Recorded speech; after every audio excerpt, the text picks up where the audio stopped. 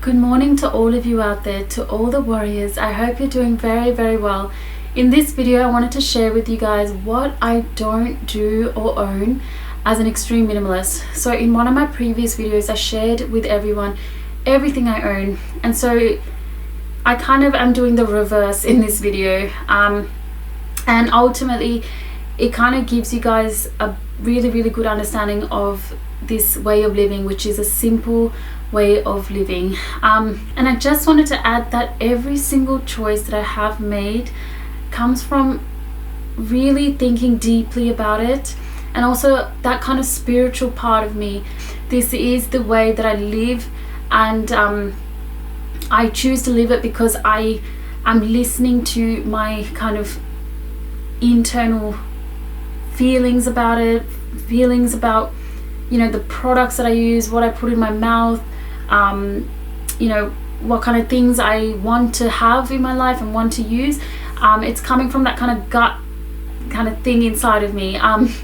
So everything is very, very me. You'll see a part of me in every single thing that I've chosen to use, or, you know, why I do certain things. It's all me as a person, if that makes any sense. And very quickly, I've obviously labeled it as extreme, but that is very subjective. So a person, say from a village in India, might watch this and think that it's not extreme at all, that it's quite normal.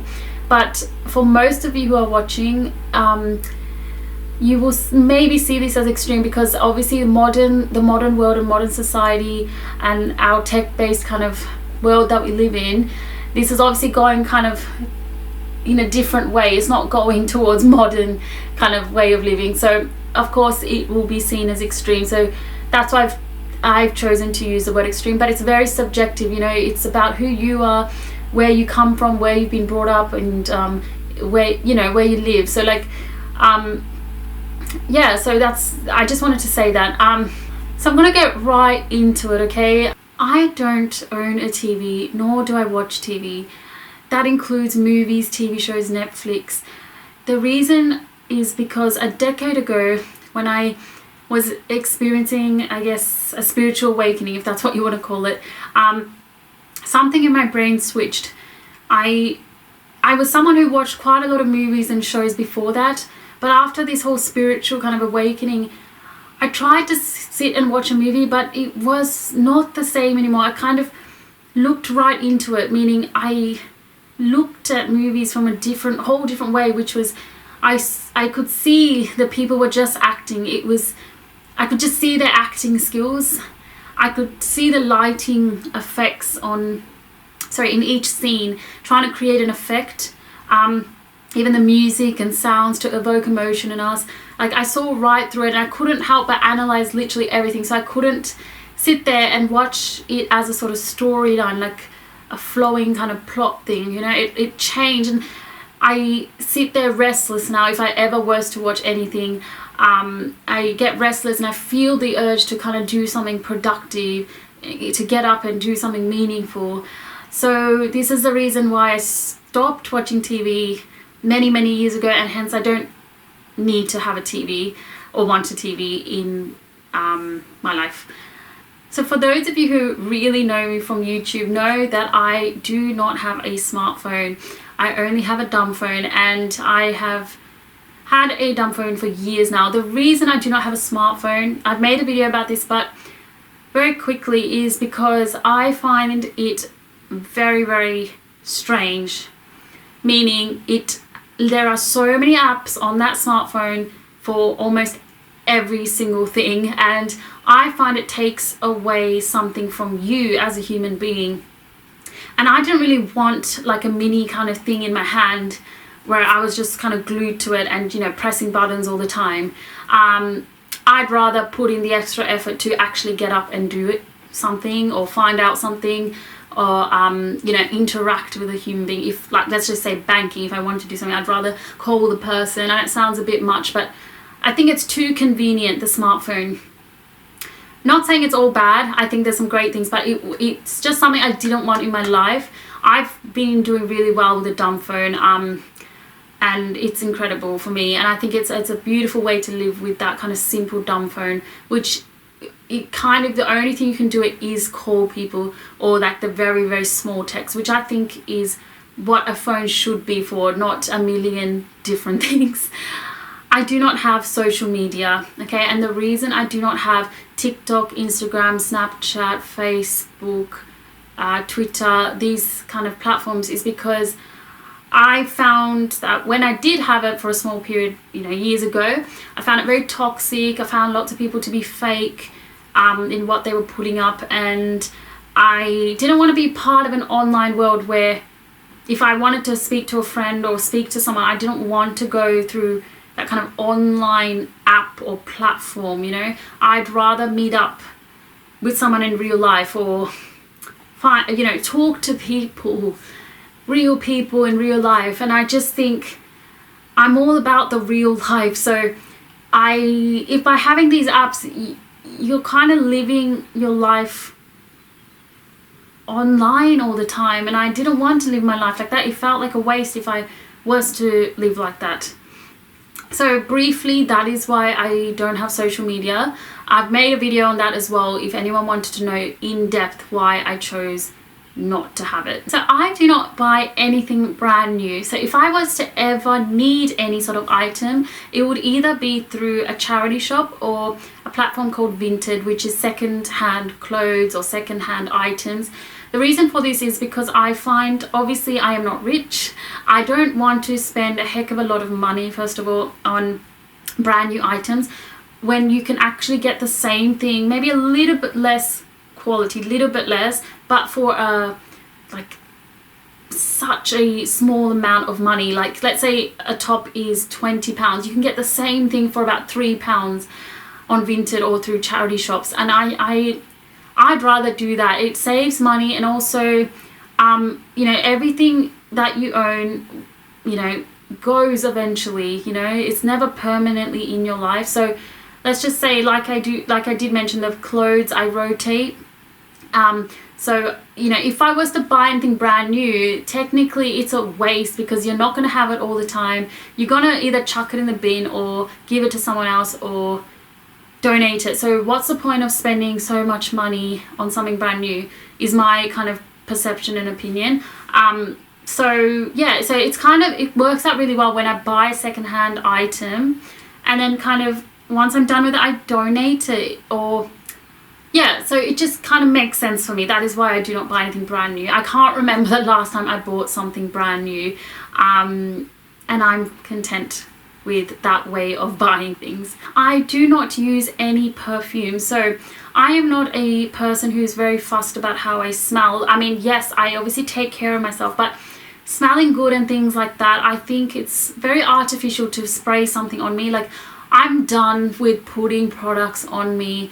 I just want to be a human being. I just want to embrace it. I just feel like society always tells us, you need to put this on, you need to get this and chuck it on your face or chuck it on your body, all these products. I'm just not about that life anymore. So the perfume is also something I do not own. I am content with my neutral, beautiful smell. I do not wear jewelry. This is something I have not really worn since I was a young girl. I've never been one to have a bracelet or a necklace or any other kind of fancy jewelry. The only one jewelry that I did have in my life was just a simple kind of hoops, but I've let that go now as well. I just don't find that I'm very interested in jewelry. I think everyone's different when it comes to jewelry, but I'm just one of those people who's just not fussed. Like, I don't really want to put things on me. Like, I just like to wake up and just sort my hair out and smile in front of the mirror and just put some simple clothes on and out. I don't want to put all these products and spend an hour in the bathroom. I think I used to spend a lot of time in the bathroom trying to focus on my appearance, trying to be a 10 out of 10, and I'm so done with that. Like, I love me now. I love the way I look, whether that's not the most good looking or whatever it is. I'm fine, because I was created this way, and I should technically I should love that. I'm so glad that I'm healthy. Like I have arms, legs, you know, everything's working fine. So I'm very, very happy with who I am. And yeah, I feel like I'm going a bit off topic. So before I get really deep, I'll stop there. I do not celebrate my birthday or any events. So this might sound a bit weird to people. And just remember, this is just how I am. It doesn't mean this is the way, this is the right way. No, obviously not. Obviously, I am my own person. Everyone's different in this world. But I chose not to celebrate my birthday many, many years ago because I found that it seemed like it was a very attention day. Like, it's like, oh, you guys, it's my birthday. Remember to get me a gift. And you kind of, it's like a day where you expect people to get you gifts or do something nice. And I didn't really want that. I didn't want a singular day where everyone comes flooding to you with kindness and gifts. I'd rather it be during the year, you know, like any random time, you know, if someone thinks of me randomly or, you know, wants to get me something from a place of like, oh, I thought about you today and I saw this and I wanted to get it for you. Something like that, rather than, oh, it's your birthday, I need to get her something, or else she's going to be upset, you know, like it's her birthday. So yeah, and also I want to kind of, in terms of events, me and my husband are the same in this. Like, we don't really celebrate, you know, like Christmas or New Year's, the kind of mainstream events. I'm very different in the sense, like, I like to celebrate the small things in life, meaning things that are very kind of like something I've achieved. So for example, when I used to work as a nurse, I was trying to save money. So obviously I remember saving about $10,000 and I was like, that was a goal I set up and I achieved it. And I remember celebrating on my own by myself. I went to a rooftop car park and I just sort of stood there, let the air blow, and I was like, I celebrated like that. And then I kept telling myself, you know, you did such a great job by saving this amount of money, and I celebrated like that, you know. I do not drink alcohol. The last time I drank alcohol was, I think, 6-7 years ago, and every time I had alcohol, I feel like I was putting something toxic into my body. I remember thinking that I was drinking like nail polish remover or some sort of cleaning product. It felt awful every time I drank, and it felt like I was just going against my body. Like, I know it was very, very harmful for your organs, and I didn't get the whole thing about alcohol. It was a very big thing in society and kind of the mainstream ways, like, you know, to have fun, you got to have alcohol. If you're gonna sit amongst a few people, you know, the main drink is alcohol, and I was not a very big fan of it. So I think the only times I did drink was because society made me feel like that was the normal thing to do in social settings. But obviously, now that I've obviously know who I am and look at life very differently, and you know, not wanting to be a part of mainstream society, I obviously, you know, do not drink alcohol. I'm more than happy to just drink water and you know, fresh juice or the occasional vegan hot chocolate. Yeah, so no alcohol. It's really great not having that in your life. I do not have hot or warm showers. It is very easy for me to just turn that hot tap on, and have a pleasurable, relaxing, you know, very hot and steamy shower. But I have a freezing cold shower, and the reason for this is because I am training my mind to be comfortable with the uncomfortable. And so one of the ways I train myself in this kind of approach to life is to have a freezing cold shower. So I'm able to kind of sit in the cold now. Like, say in the winter, it doesn't make me as uncomfortable as it once did. And this is over years of becoming, you know, building my threshold with the cold. So it, you know, stepping into the shower with just the cold tap is just so easy. The only way I find it challenging is if I keep chucking ice cubes into a bath, like loads of ice cubes. So that's just something that I do. I do not use shampoo or conditioner. I have been shampoo conditioner free for about 7 years now, so I stopped using it and I only just rinse my hair with water, cold water, and I have had nothing bad happen to my hair. Like, obviously my hair has been healthy, there's been no issues with it, it's growing still. You know, sometimes, some days I might have more oily hair, sometimes more dry hair, but the thing is, that's, I guess, human nature. Like, our hair fluctuates just like our mood, so I'm not too fussed about it personally. I know many women want to take care of their hair in a very specific way, but because I accepted this about the reality of hair, and that it's not like the advertisements where it's glowing and soft and, you know, very beautiful, I don't get all you know, stressed about it. So yeah, I think there's a name for this no shampoo conditioner thing. It's called the no poo method, I think, as weird as it sounds. But yeah, it's been incredible, and I love how I don't have those two products when I jump into the shower. It's just a matter of getting in the shower, just rinsing with natural water and just, you know, drying it off with the air. Yeah, for most of you who have been following me know that I do not have a bed. I sleep on a tatami mat, which is right behind me.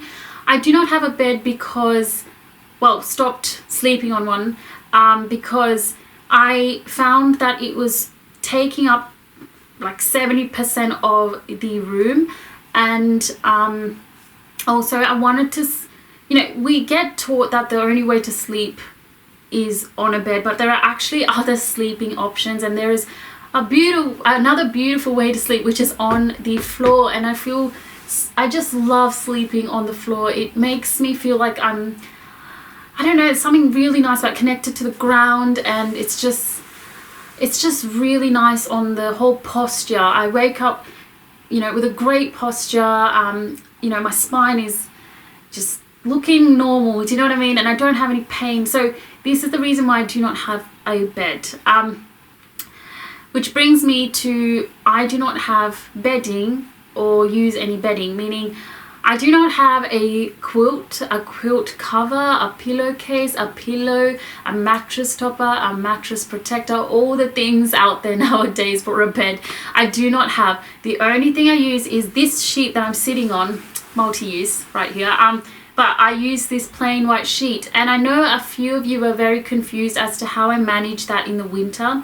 So basically I sleep naked with just my underwear during the summer and mild winter, but as soon as it hits very extreme weather, like we're talking below 0 degrees, I obviously chuck on my clothes like trackies, long sleeve top, and my husband's socks, and I'm set. I don't have to add a huge blanket on me, but I'm going to add, I've obviously been training myself with the cold, so it's not like everyone would be comfortable in the winter with just this and some clothes on. I'm obviously very comfortable with that. I don't lose sleep or find it cold in the middle of the night. I do fine with that. So this is the reason why I do not have a heck of a lot of bedding, and I literally fold this up into a tiny square and put it on top of that mat there. So when it comes to winter, I do not wear a hat or gloves or a scarf. I think many people in winter do wear these. Even when it gets below 0 degrees, I've never ever owned any of these three things. I think I've just gotten used to not wearing it. And then I don't personally recommend it to everyone to go down that way, but obviously as an extreme minimalist, I've chosen to just expose myself to the harsh conditions and let my body respond to it. And I can say that my hands do freeze up sometimes, but I practice kind of warming it up on my own, because so let's just say we were in a situation where we had nothing. What are we going to do? We're going to obviously have to use our kind of natural, that things we have or near us, or just our own body. So I kind of practice that, and that might be weird for some people, but I think there's something great about practicing these skills, because there might be, not that I'm saying I'm going to be, but there might be a time where I'm stuck on an island or stuck in a situation where I don't have anything and I have to use my brain to you know, warm myself up or feed myself, whatever it is, okay? So that's why I don't use these kind of hats, scarves or gloves.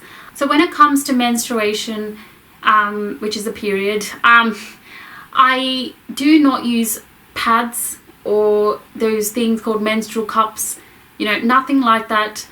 I'm very, very natural in the sense I don't want to like put something inside of me, and I'm also thinking about the environment. So the pads, you know, those pads are not going to be very good for the environment.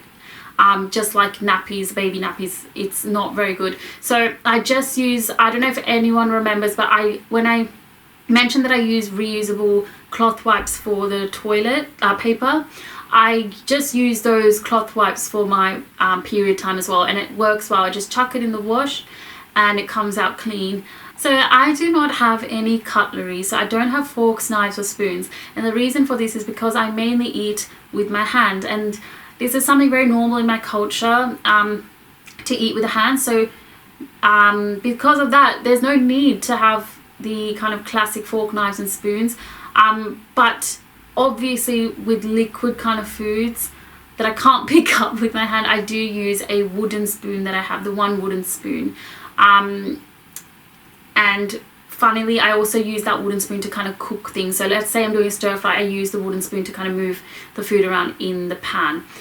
And I do not own dishes, cups or glasses. The only thing I use is a coconut shell to eat from, or sometimes when it's available, I use a banana leaf, which is very normal in certain cultures. But the banana leaf goes on the ground and you put your food on and you eat it, and then you literally dispose the banana leaf, so you don't even have to wash it up. Or you can dig up in the ground like a little hole and then put the banana leaf in there to degrade. Or the coconut shell has been incredible. Like, it is such a good sized coconut shell, and I just literally can chuck so many things in it to eat: breakfast, lunch, dinner, everything works out well. Sometimes my meals I have to do 2 servings, like so basically 1 serving first and then the next serving, just so that it fits in. Let's just say I was having a vegan pizza or something, I would just kind of cut the pizza into smaller slices to fit in the coconut ball. But it's incredible when you're traveling, you can just chuck that in also into your bag. So that is my cooking kind of stuff, which I think a lot of people were asking about in the previous video. So I do not have any furniture, so I sit on the floor predominantly to do anything. If I really wanted to sit on something differently, I would just use my sleeping mat, because it's a foldable unit, so I can make it into a kind of sitting kind of thing as well. And I think the reason I don't have furniture is because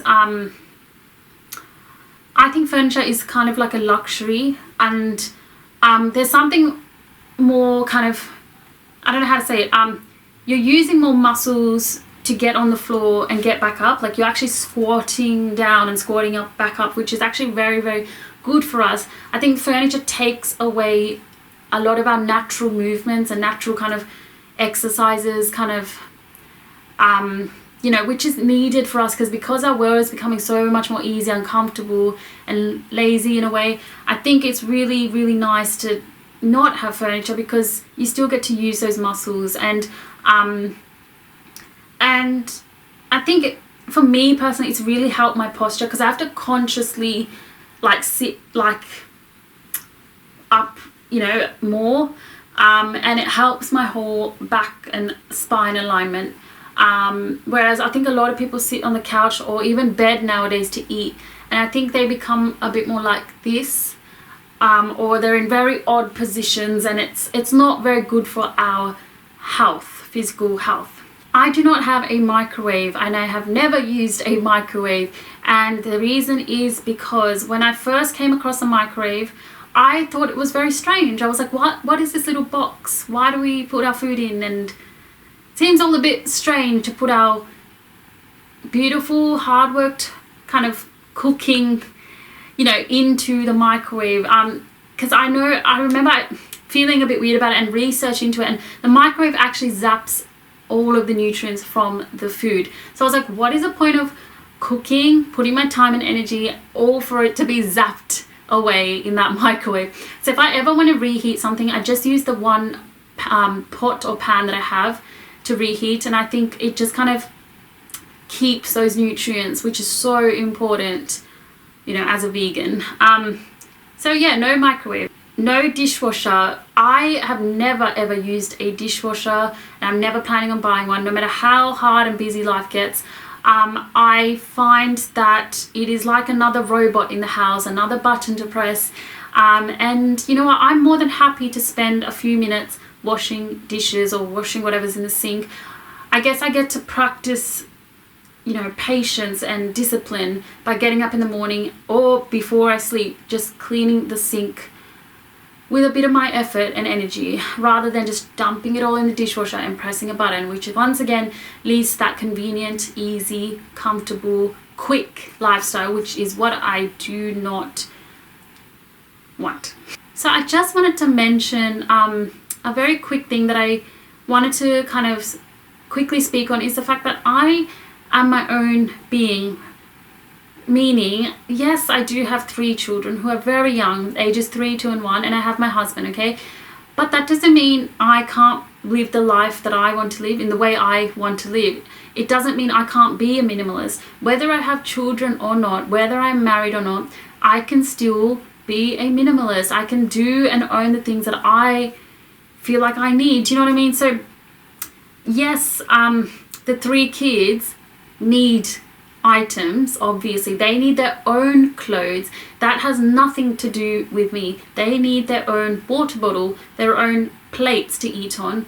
You know, they need that, and obviously I have to provide that. That has nothing to do with the fact that, like, with me owning those items. That is their stuff. I'm providing it because they are too young to make decisions. You cannot expect a 1-year-old to buy the items that they need. So obviously, as a responsible parent and adult, I give them what they need. I do not give them anything extra. So, you know, with toys and things, I've obviously found what is right for their development. And, you know, I have gone to churches and, you know, charity shops to get the things that they need, but never over what they need. Never spoil them or give them things that are unnecessary, or I find, like, you know, too tech based, and absolutely no phone for them or iPad or anything like that. No way. But yeah, the whole point in here is that, and I have my own items, the way I live and choose to do things. That has nothing to do with whether I have kids or a husband. I hope people understand that. So in this house, yes, there might be items that my husband owns, but it has nothing to do with me, unless there is an item in the household that we both share, which we don't really. So I would obviously mention that, but most of the things I have is something I only use. My husband owns and uses his things, and the children, obviously we both provide the things they need. So I hope this makes sense. I thought I would mention it because a few people previously I kept asking, you know, how do you do it? How do you manage to be a minimalism and yet have these 3 kids? And I was a bit confused by that, because like that the kids have nothing to do with the way I live. Like, if I'm gonna you know, eat from a coconut shell, that has nothing to do with my kids. If my kids have you know, 5 pairs of trousers, that has nothing to do with me. You know, they need that for their daily life. So I hope that makes sense. But I hope people enjoyed this video, and I hope you kind of, I don't know, found it interesting. And I'm sending you guys a lot of love, and I hope everyone is doing well. And once again, any questions, I will do my best to answer them. Yeah, this is kind of a really great way to get you guys to understand the way I live through the things that I own and do. The following videos, I think, are going to enter different kind of things now, not just the things I own, because you can only make so many videos on the things you have and stuff. So these 2 videos are predominantly the only 2 that will be focusing on what I have. The rest is going to be a little bit different, a little bit more moving on to certain other areas, but will still be interesting to those who have subscribed. I'm sending you guys a big hug, and thank you so much for watching, and love you guys all. Bye.